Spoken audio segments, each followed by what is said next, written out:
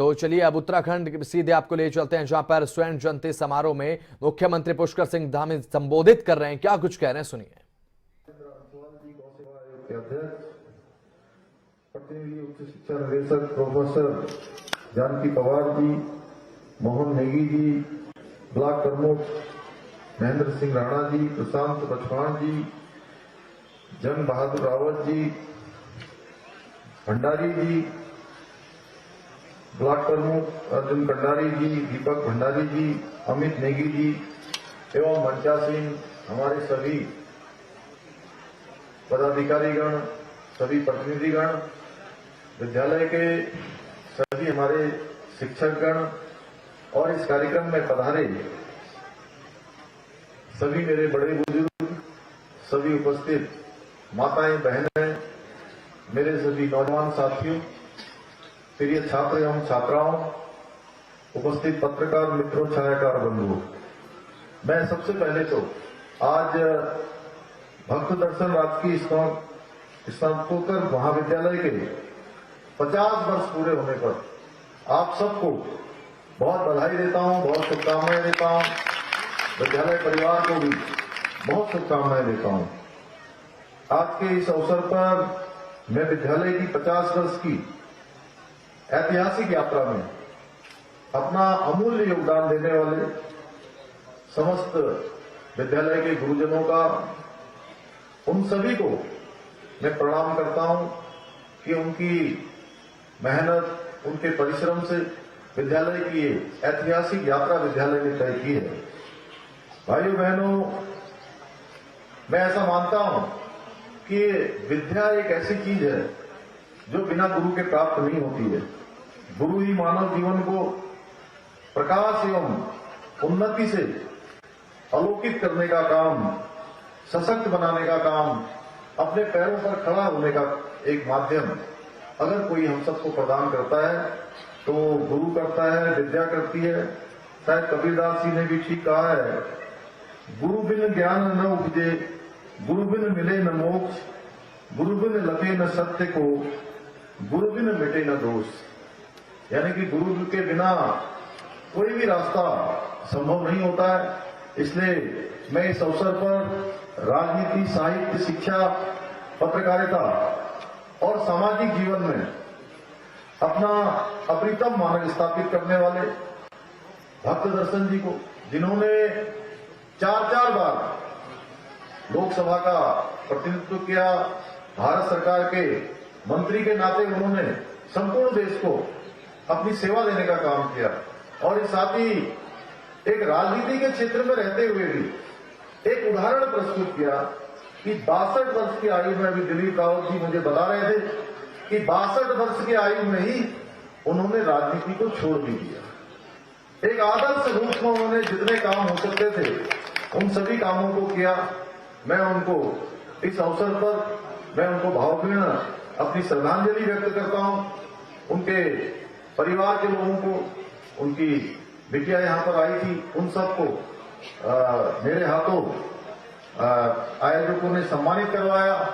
मैं उनको भी बहुत शुभकामनाएं देता हूं। भारत की स्वतंत्रता आंदोलन में अग्रणी की भूमिका निभाने के साथ साथ उत्तराखंड क्षेत्र के नागरिकों को हितों की प्राथमिकता देने के पक्षधर रहे भक्त दर्शन जी का जीवन राजनीतिक और व्यक्तिगत दोनों ही रूप से उत्कृष्ट रहा है। उनके बारे में हम उनका जितना स्मरण इस अवसर पर करें उतना कम है। निश्चित रूप से ऐसे व्यक्तित्व जो हमारे बीच से चले गए, उनको हम आज भी याद कर रहे हैं, तो कहीं न कहीं यह प्रेरणा हमको देते हैं कि व्यक्ति अगर अपने जीवन में समाज के लिए, देश के लिए, राष्ट्र के लिए अपने को समर्पित करता है तो राष्ट्र उनको सदैव सदैव के लिए वो अमर हो जाते हैं। और उसी का परिणाम है कि आज हम उनके इस स्कूल के जहां स्वर्ण जयंती मना रहे हैं, इस स्वर्ण जयंती के अवसर पर उनका स्मरण कर रहे हैं।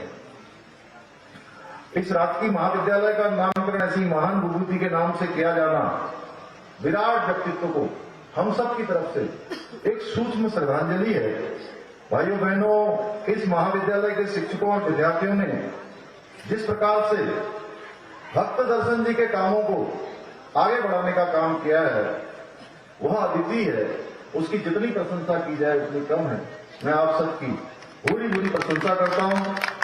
अपने गौरवशाली अतीत को याद करने का जो कार्य आप लोगों ने इस समारोह को आयोजित करके किया है वह यह दर्शाता है कि आप लोग अपने आज के माध्यम से अपने अतीत को, जिन्होंने हमारे सामने एक सुंदर दृश्य हम सबके लिए छोड़कर गए, शिक्षा का एक संस्थान हम लोगों के सामने आज एक भव्य रूप लेता जा रहा है, एक बड़ा आकार लेता जा रहा है।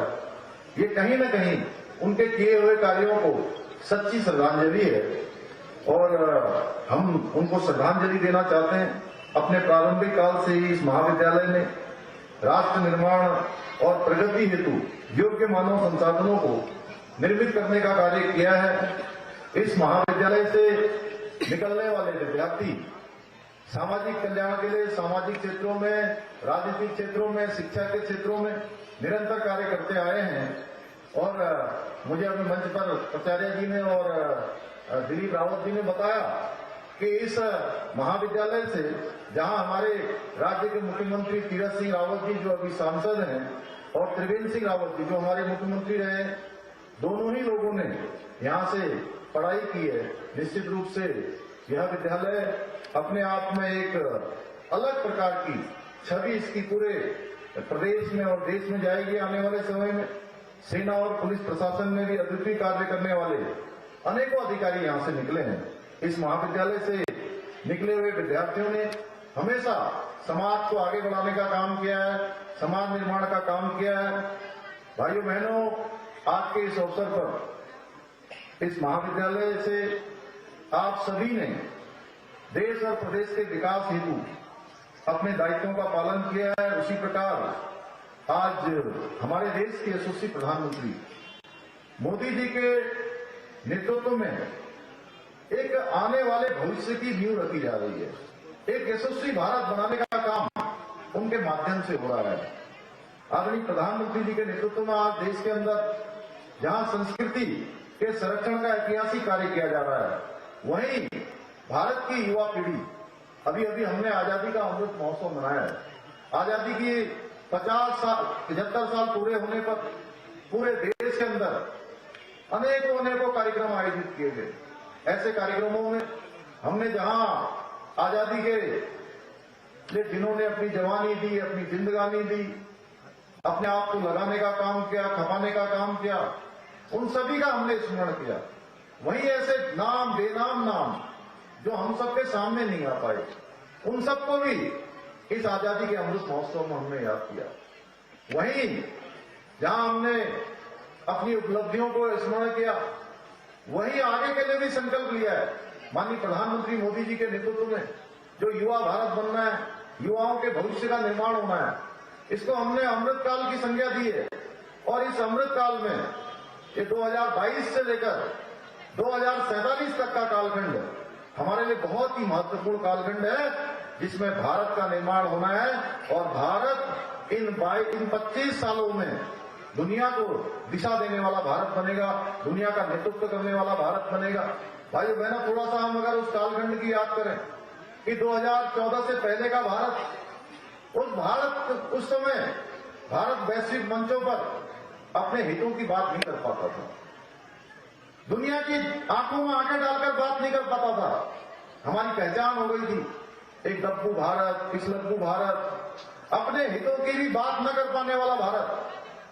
आज 8 सालों के बाद हम कह सकते हैं कि भारत की पहचान आज जहां समरस भारत के रूप में, समर्थ भारत के रूप में और शक्तिशाली भारत के रूप में और अपने हितों के लिए दुनिया की आंखों में आंखें डालकर बात कर सकने वाले भारत के रूप में हमारी पहचान हो रही है।